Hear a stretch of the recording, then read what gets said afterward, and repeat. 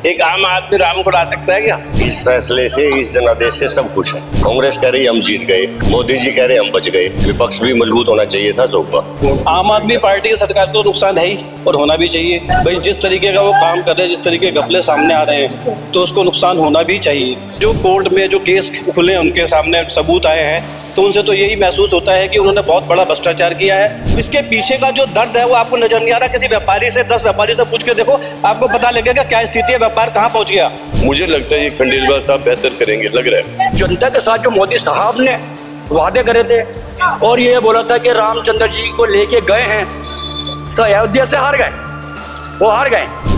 रामचंद्र जी ने दिखा दिया, मर्यादा पुरुषोत्तम श्री रामचंद्र जी ने, क्या आप मुझे नहीं लाए, मैं आपको लाया हूँ। वो उनका अहंकार ले डूबा। अगर केजरीवाल साहब बाहर होते 4-5 सीटें आती, सारे आए ना। आप चाहते मुसलमान का सुपड़ा साहब हो जाए, लेकिन अल्लाह ने दिखा दिया कि मुसलमान है। असदुद्दीन अवैसी के सामने मैं कहता हूँ चैलेंज, आप सबको बिठा दो अकेले उस आदमी के सामने, कोई नहीं जीत पाएगा उस।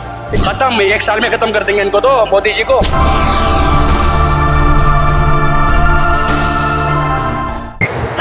तो जैसे हम अभी मौजूद हैं चांदनी चौक इलाके में, और भी कुछ लोग हैं हमारे साथ, उनसे चर्चा करेंगे, बातचीत करेंगे, क्या कुछ उनका कहना है। क्या नाम है सर आपका? राम प्रकाश बंसल, उप मंत्री दिल्ली हिंदुस्तानी मर्केंटाइल एसोसिएशन। तो क्या लग रहा है सर, जो चुनाव हुए संपन्न हो चुके हैं, सही है रिजल्ट, खुश हैं? परवीन भाई खंडेलवाल आए, जो व्यापारिक जितने भी अवरोध हैं वो सब दूर कर दें, और उनको व्यापारिक गतिविधियों का सबका अनुमान है, वो सब ठीक करेंगे। जेपी अग्रवाल भी खड़े हुए थे ओपोनेंट की तरह, उस तरफ से, तो क्या उनकी तरफ क्यों नहीं झुकाव हो रहा, उनसे क्या नाराजगी है? नाराजगी कोई नहीं है, लेकिन ये व्यापारिक बातें वो ज्यादा जानते हैं, व्यापार से जुड़े हुए हैं, इसलिए ज्यादा झुकाव है इनकी तरफ। पर जेपी तो वो बोलते हैं कि मैं यहाँ का चांदनी चौक का पला बड़ा, यहाँ का बेटा हूँ, मैं चांदनी चौक की जनता मुझे ज्यादा प्यार करती है। सर, प्यार करना अलग चीज है। हमारे को व्यापार में समस्याएं हैं, लोडिंग अनलोडिंग की समस्याएं हैं, जीएसटी की समस्याएं हैं, उनको उम्मीद है परवीन खंडेलवाल जी दूर करेंगे। और वहीं पर 6 सीटें चेंज कर दी, सिर्फ एक मनोज तिवारी की ही रहने दी बीजेपी ने, उससे कुछ नाराजगी दिखाई थी किसी को? ऐसा कुछ नहीं है साहब, ये तो जो बढ़िया कैंडिडेट दिखेगा वही आएगा। जो जीतने वाला कैंडिडेट हो, कम पार्टी तो उसी को लाएगी। अभी कुछ दिन बाद ही 8 तारीख को जो है प्रधानमंत्री मोदी हैं, वो शपथ ग्रहण करने वाले हैं। हालांकि इस्तीफा तो दे चुके हैं वो, तो उनको तीसरी बार जब देखेंगे आप प्रधानमंत्री के रूप में, तो क्या कुछ अपेक्षाएं लगा के बैठे हैं कि किस तरीके के उनके काम होने वाले हैं, क्या कुछ काम करने हैं? हमको उम्मीद है जो व्यापार की समस्याएं थी वो उन्होंने इससे पहले कम सोल्व की, अब ज्यादा सोल्व करेंगे। हमको उम्मीद है व्यापारी पे ज्यादा ध्यान देंगे। पहले इंडस्ट्रीज पे ध्यान दिया, व्यापारियों पे ध्यान देंगे ज्यादा। कहते हैं 2 मित्र हैं उनके लिए ही काम करते हैं, छोटे व्यापारी हो किसी के लिए कुछ नहीं सोचते हैं। इस बार की जो पोजीशन है उसमें सबके बारे में सोचेंगे मोदी जी, खाली उन 2 मित्र के बारे में नहीं सोचेंगे। इस बार काफी कुछ ढंग से हिसाब किताब बना है। पर ऐसा नहीं लगा कि जो सबसे ज्यादा मास्टर स्ट्रोक था उनके लिए अयोध्या की सीट पर से ही हार गए वो, तो ये तो बिल्कुल मुंह की खाने वाली बात हो गई सर। उसमें कुछ कमजोरियां रही होगी, इसलिए खा गए। जो सुना था हमने उसमें 1000 की जमीन लाख की बिक गई, तो सब गड़बड़ झाले होते हैं, तो गड़बड़ तो हो ही जाता है। लोगों से हमने बातचीत करी, लोगों का कहना था कि जो राम को लाए हम उनको लाएंगे, वो तो लेके आ गए, मगर कोई राम को ले सकता है? सारी दुनिया को राम ला रही, वो कह रहे हैं हम राम को लाएंगे, ये कैसे पॉसिबल हो सकता है? एक आम आदमी राम को ला सकता है क्या? आम आदमी है वो, हम पब्लिक है, भगवान है, पब्लिक है। पब्लिक और भगवान में तो फर्क है। खुश है फैसले से? हाँ, हम खुश हैं, मोदी जी के आने से खुश है। गठबंधन की तरफ क्यों नहीं झुका हो रहा? खिचड़ी है, 10 तरह की खिचड़ी है, कोई उधर निकल जाए, कोई उधर निकल जाए, फिर क्या कर लोगे? वो तो 29 ही एनडीए में तो 38 दल है, 38 में से 5-7 ही सक्रिय है, बाकी तो सब यूं ही होते हैं। नीतीश के ऊपर भी फैसला चल रहा था, नीतीश जी के लिए बारे में मीम चल रहे थे, बोले नीतीश सबके हैं, इधर उधर हो जाते हैं। ये पॉलिटिक्स ही है सर, पॉलिटिक्स में ऐसे ही होता रहता है, रोज का काम है पॉलिटिक्स में, सभी लोग रोज यही करते हैं। आप क्या कुछ कहेंगे? मैं रमेश गर्ग, कोषाध्यक्ष मर्केंटाइल हिंदुस्तानी मर्केंटाइल। बताएं क्या पूछना चाहते हैं? क्या लग रहा है, कुछ ऐसा मौसम बन रहा था, राजनीतिक गलियारों में हलचल चल रही थी, उसके बाद ऐसे फैसले, फिर भाजपा की सीटें कटी, अयोध्या की सीटें कटी। इस फैसले से, इस जनादेश से सब खुश है। कांग्रेस कह रही हम जीत गए, मोदी जी कह रहे हम बच गए, सब जनता भी खुश है। ठीक है, विपक्ष भी मजबूत होना चाहिए था चौका। विपक्ष ने अपना बखूबी काम निभाया है, बट कांटे की टक्कर थी। कांटे की टक्कर थी। ये कैंडिडेट वाइज कोई 2 लाख से जीत रहा है, कोई 80,000 से हार रहा है। कांटे ये कैंडिडेट वाइज। जिस तरीके से लोगों को लग रहा था कि विपक्ष मजबूत नहीं है, इन चुनावों में तो विपक्ष ने आके पूरा कराया था। इस बार विपक्ष मजबूत होगा और विपक्ष मजबूत बढ़िया लोकतंत्र के लिए शुभ होना ही चाहिए, बढ़िया विपक्ष होना ही चाहिए। अच्छा, केजरीवाल को अंतिम जमानत देने के लिए दोबारा मना कर दिया गया। सुप्रीम कोर्ट ने ये चीजें बोली है कि वो एक ड्रामा कर रहे थे, उनको कोई भी हाली बीमारी नहीं है, कोई ऐसी बीमारी नहीं जिससे उनको जान को खतरा हो, इसलिए उनकी जो है खारिज कर दी गई जमानत। तो उससे क्या लग रहा है, अब आम आदमी पार्टी को खतरा है? मैं आम आदमी पार्टी के तो बारे में जानता नहीं, उनकी सेहत तो ये जो उन्होंने 21 दिन प्रचार किया उससे पता लग रहा है वो ठीक है गलत है, बाकी तो डॉक्टरी भाषा है, ये डॉक्टर बताएंगे गलत है सही है। 21 दिन उन्होंने प्रचार किया, जब तो मुझे नहीं लगा उनको कोई चक्कर आ रहे हैं या कहीं बैठ रहे हैं, कहीं कोई शुगर है।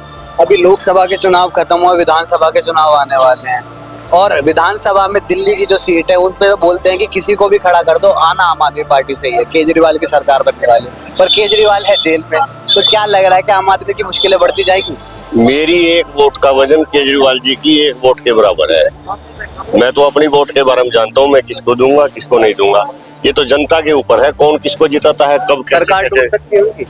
मैं कोई अंदाजा नहीं रखता। आप क्या कुछ कहेंगे सर, सरकार को नुकसान है आम आदमी पार्टी की? आम आदमी पार्टी की सरकार को नुकसान है ही और होना भी चाहिए। भाई जिस तरीके का वो काम कर रहे हैं, जिस तरीके के घपले सामने आ रहे हैं, तो उसको नुकसान होना भी चाहिए। लोग तो बोल के आए थे कि ईमानदारी का चोला पहन के आए थे, अब इतने भ्रष्टाचार में लुप्त हो चुके हैं, उनके लिए क्या कुछ? भाई बोलने को तो मैं भी कुछ भी बोल सकता हूँ, आप भी कुछ भी बोल सकते हो, पर असल में होना तो चाहिए। वो जो कोर्ट में जो केस खुले उनके सामने सबूत आए हैं, तो उनसे तो यही महसूस होता है कि उन्होंने बहुत बड़ा भ्रष्टाचार किया है। और जिस तरीके की वो पलटी मारते हैं, प्रेस के सामने कुछ बोला फिर बाद में पलटी मारते हैं, वो बड़ी बड़ी फाइलें लेके निकले थे, मेरे पास सबके सामने सबूत है, इतने बड़े बड़े हाथ में थैली लेके, और वो सारे सबूत गायब हो गए, उन्हीं के साथ वो मिलकर सरकार बना रहे हैं। तो आप उसको क्या कहेंगे, उस आदमी को ईमानदार कहेंगे आप? वहीं पर अगर गठबंधन की बात करी जाए तो चांदनी चौक के लिए जो काम करने वाली थी वो दिल्ली सरकार थी। इतनी अच्छी सड़कें हैं, इतने अच्छे फुटपाथ बनाए हैं, उसके बाद भी आम आदमी पार्टी की तरफ या इंडिया गठबंधन की तरफ क्यों नहीं झुका? नहीं, आप खाली फुटपाथ और ये अच्छे देख रहे हैं, उसके हमारा व्यापार जितना डिस्टर्ब हुआ है शायद उसके बारे में आपको नहीं पता। यहाँ पे चांदनी चौक खाली एक टूरिस्ट प्लेस नहीं है, ये एशिया की सबसे बड़ी व्यापारिक मार्केट भी है। तो यहाँ पे उन्होंने खाली इसका एक पहलू, सिक्के का एक पहलू देखा कि ये टूरिस्ट प्लेस है, इसको टूरिस्ट के हिसाब से डेवलप कर दिया, जबकि यहाँ पे लाखों करोड़ों रुपए का व्यापार होता है, सरकार को इतना बड़ा रेवेन्यू आता है, उसकी तरफ उनका ध्यान ही नहीं गया। यहाँ पे उन्होंने सुबह 9 से रात 9 बजे तक ट्रैफिक बंद कर दिया। अब होलसेल का व्यापार है, यहाँ पे व्यापार माल आता है, रोज जाता है। अब उनके हिसाब से तो सुबह 9 बजे से पहले तो व्यापारी आए अपना माल लेने, और रात को 9 बजे के बाद डिलीवरी करने जाए, तो इसका मतलब तो यहीं पे सो जाए, अपने घर बार को त्याग दे। तो ये तो मतलब बिना सोच समझ के खाली आपको जो नजर आ रहा है ना सुंदरता, इसके पीछे का जो दर्द है वो आपको नजर नहीं आ रहा। किसी व्यापारी से 10 व्यापारी से पूछ के देखो, आपको पता लगेगा क्या स्थिति है, व्यापार कहाँ पहुंच गया। अब लग रहा है व्यापारियों का दर्द समझने वाला कोई आ चुका है यहाँ। जी, ऐसा लगता तो है कि अपने खंडेलवाल जी जो हैं वो खुद व्यापारी रहे हैं, तो उनका खुद ने 2-3 बार उनसे मुलाकात हुई तो उन्होंने खुद ने बोला कि मुझे व्यापारियों का दर्द पूरी तरीके से मालूम है। एक जो व्यापारी आदमी होता है, हम उसको 2 बात बोलेंगे तो 4 बात उसको पता है कि ये प्रॉब्लम और आएंगी उसके साथ में, तो वो उस मुद्दे को पूरी तरीके से उठा सकते हैं, ऐसी हम पूरी उम्मीद कर रहे हैं। पर व्यापारी वर्ग की अगर बात करी जाए तो वो भी हाल ही खुश नजर नहीं आते बीजेपी सरकार से। बोलते हैं कि जो उद्योगपति है उनके लिए तो काम करा जाता है, मगर जो छोटे तबके के जो व्यापारी हैं उनके लिए कोई काम नहीं होता। देखो ऐसा है, जब पॉलिसी बनती है ना तो वो बड़े स्केल में, लार्ज स्केल में बनी, उसमें भी उन्होंने क्या, भी बड़े बड़े स्केल पे देश का विकास हो रहा है, लेकिन छोटे व्यापारी को कहीं ना कहीं उन्होंने उसकी आवाज को नेगलेक्ट किया है, थोड़ा सा नेगलेक्ट किया है। पर जो ये मैंडेट मिला है अभी, इस मैंडेट से उनको समझ में आ गया कि छोटे व्यापारियों की जो बातों को उन्होंने दबाया था वो उसको सुनना चाहिए था और सुनना पड़ेगा।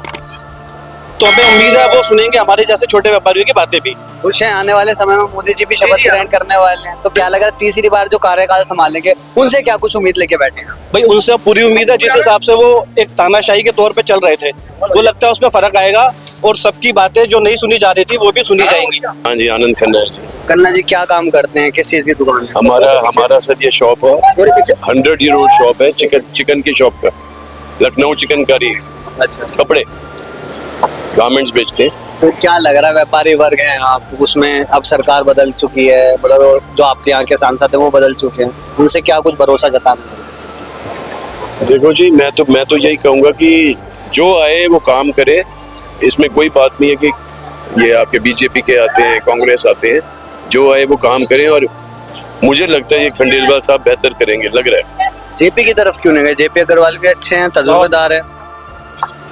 आई थिंक मेरा जो मानना है कि वो 80 प्लस हो गए हैं, और कुछ इस कारण भी, और बाकी अब ये जनता के ऊपर था कि उसने उनको चूज किया।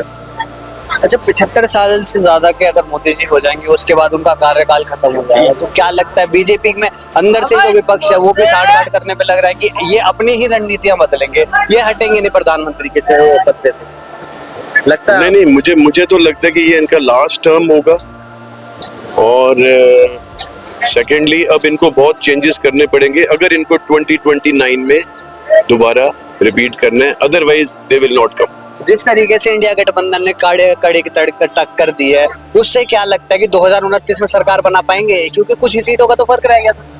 नहीं, अगर आज के लिहाज से देखा जाए, जो वर्किंग कंडीशन है और जो स्टैटिस्टिक्स है, उस हिसाब से नहीं आते लग रहे मुझे। अगर बात करें जाए 2014 के चुनाव में, वहां पर कांग्रेस की तरफ कांग्रेस से अच्छा भारी प्रचार करा, सारी चीजें अच्छी करी, मगर जनता नहीं जुड़ी। उसके बाद 2019 के चुनाव है, वहां पर जनता नहीं जुड़ी।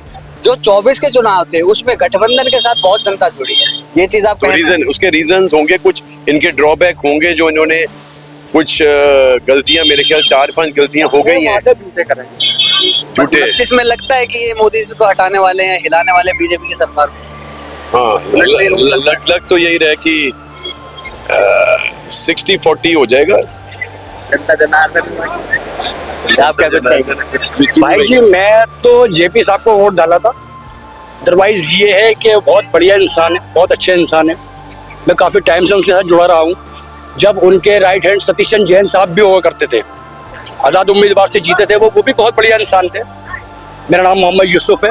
कभी मैंने हिंदू मुसलमान ऐसा कुछ नहीं हुआ। ये मेरे बहुत बड़े भाई हैं मेरे, इनका नाम आनंद खन्ना है, मेरा यूसुफ है। बट ये है कि जनता के साथ जो मोदी साहब ने वादे करे थे, और ये बोला था कि रामचंद्र जी को लेके गए हैं, तो अयोध्या से हार गए, वो हार गए। रामचंद्र जी ने दिखा दिया, मर्यादा पुरुषोत्तम श्री रामचंद्र जी ने, क्या आप मुझे नहीं लाए, मैं आपको लाया हूँ। वो उनका अहंकार ले डूबा। रामचंद्र जी ने दिखा दिया, मर्यादा पुरुषोत्तम श्री रामचंद्र जी ने, क्या आप मुझे नहीं लाए, मैं आपको लाया हूँ। वो उनका अहंकार ले डूबा। पूरा मुसलमान वोट जितना है कांग्रेस को पड़ा है, और एक भी सीट नहीं आई। तो जेपी साहब जो है वो उम्र दराज हो चुके 80 साल के। इमरान हुसैन जो वो ठेला हो चुका आपका, वो मेरा दोस्त है बचपन का, इमरान मेरे साथ का है, वो ठेला हो चुका। उसकी जगह मैं होता, मैं पूरा डंडा लेकर चलता ईवीएम मशीनों पे। क्योंकि जब मैं वोट डालने गया, मेरा वोट आया चमेली देवियान में बल्ली मानू सीट से, तो वीवीपैट जो था वो उधर लगा रखा था, और बटन स्विच इधर दबा रखा था। तो आप क्या ये दबा के वो देखोगे? तो मेरी वहां लड़ाई भी हुई भाई। तो सारा जो दिल्ली का वोट जो गया, सारा बीजेपी को गया, सारा मुसलमान वोट बीजेपी को गए। वरना उनकी अगर केजरीवाल साहब बाहर होते 4-5 सीटें आती। ये हो ही नहीं सकता कि जयप्रकाश अग्रवाल साहब हारे। बहुत दिग्गज खिलाड़ी हैं, बहुत बढ़िया इंसान है, बहुत बढ़िया आदमी है। उन्होंने कभी कोई मतभेद नहीं करा, कोई कुछ नहीं करा। विजय गोयल साहब ने भी कुछ नहीं करा। लेकिन अब जो चल रही है रणनीति, हिंदू मुसलमान, पाकिस्तान हिंदुस्तान, अरे यार पाकिस्तान का क्या काम हिंदुस्तान की इलेक्शन से? चीन ने कब्जा कर लिया, सब कुछ खा गया चीन, सब कुछ हो रहा है आपके सामने है। मीडिया हो आप भाई, आपको तो सभी पता है कि क्या क्या हो रहा है। हम तो खैर आम इंसान है, हमें सब पता है कि क्या क्या चल रहा है। ये चांदनी चौक भरा रहता था कस्टमर से, वेटिंग चलती थी शॉपों पे। आप देखो खाली पड़े हैं शॉप सब। ये किराएदार हैं 10-10 लाख 8-8 लाख के खाली बैठे हुए हैं। सिर्फ शॉप के किराए 8-8 10 लाख रुपए हैं, वो 12 लाख 15 लाख कहाँ से निकालेंगे? ये सब गंदगी है। ये तो बहुत अच्छा हुआ इस टाइम कि विपक्ष मजबूत हो गया, वरना हमारे सर पे तलवार लटक रही थी। बड़े सुकून से हैं हम, बड़े सुकून से हैं भाई, मुसलमान को हम बड़े सुकून से, क्योंकि मोदी साहब एक पुतला बन के बैठ चुके हैं। अब इधर मायावती जी कहेंगी तो वो उधर देखेंगे, उधर राहुल गांधी कहेंगे तो वो उधर देखेंगे, उधर अगर अखिलेश कहेंगे तो उधर देखेंगे। वो जो सीए का डंडा था ना हमारे ऊपर, वो खत्म। अदरवाइज विपक्ष बचा हुआ है, मजबूत हो गया। इनका सुपड़ा साफ हो रहे हैं अब तो ना।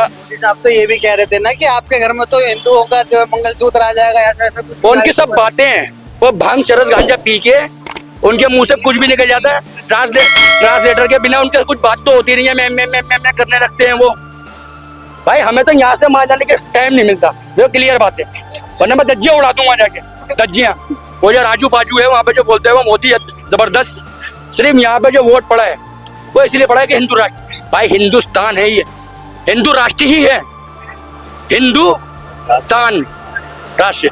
तो इसमें ये फिरके लड़ाई झगड़े, अब यहाँ पे जितने दलित हैं, यहाँ जितने लड़के काम करते हैं छोटे से हैं, उनको क्या पता रावण कितनी वो कर रही है, बाबा साहब अम्बेडकर ने कितनी मेहनत करी, उनको नहीं पता क्योंकि वो पढ़े लिखे नहीं है।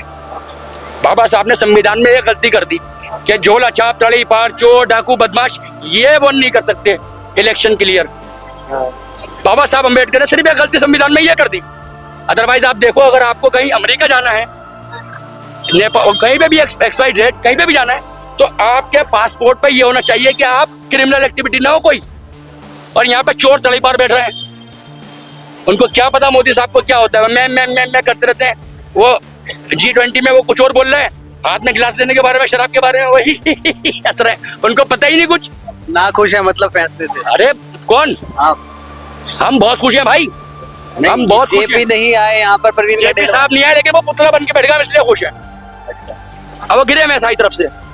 प्रवीण खंडेलवाल के लिए क्या कुछ कहेंगे? परवीन खंडेलवाल को मैं नहीं जानता भाई, नहीं जानता। मैं जेपी साहब को जानता हूँ, सतीश चंद्र साहब को जानता हूँ, इरफान मीर को जानता हूँ जो बीजेपी से लड़े थे, लेकिन हमने पूरा समर्थन अपना जेपी साहब को दिया और सतीश चंद्र साहब को दिया, उनको आजाद उम्मीदवार से घंटे से जितवाया हमने। विधानसभा के चुनाव आने वाले, उसमें क्या कुछ? अब आप ये देखो, एक छोटी सी चीज और बताऊंगा आपको। यहाँ पे सीएम बने दिल्ली के केजरीवाल, तो 8 सीटें कहाँ पे आई बीजेपी की, जहाँ दंगे हुए, समझ रहे हैं आप? तो ये पॉलिटिकल फंडे हैं भाई, हमें समझ में नहीं आते क्या?